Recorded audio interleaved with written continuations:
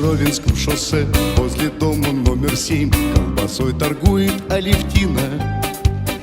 И что в профиль, что в анфас, у нее такой каркас, что во мне кровоснабжение клинит.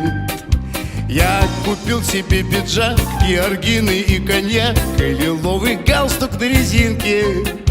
Так сказать, пошел с туза, столкнул двери 3 раза и приличия ради снял ботинки.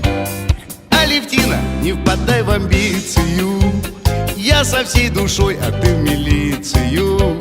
Я ж через тебя такой кондиции, что ж ты с порога в оппозицию? Алевтина верещит, но и я не лыком шит, не куплюсь на женские капризы.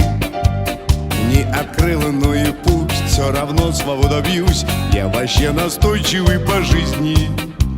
А что был я малость пьян, так дежурный капитан тоже был весьма неоднозначен.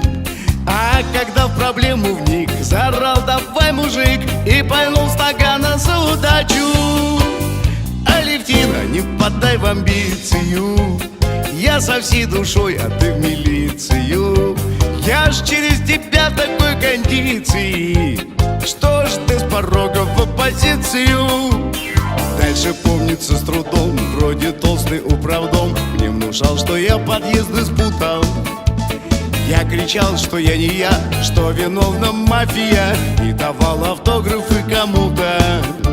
А когда примчались 2 телеслужбы НТВ и бригада местного ОМОНа, то во всю людскую мощь, несмотря на позднюю ночь, весь микрорайон орал с балконов: Алевтина, не впадай в амбицию, он со всей душой, а ты в милицию.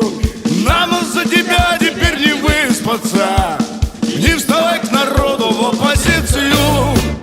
Алевтина, не впадай в амбицию, я со всей душой, а ты в милицию.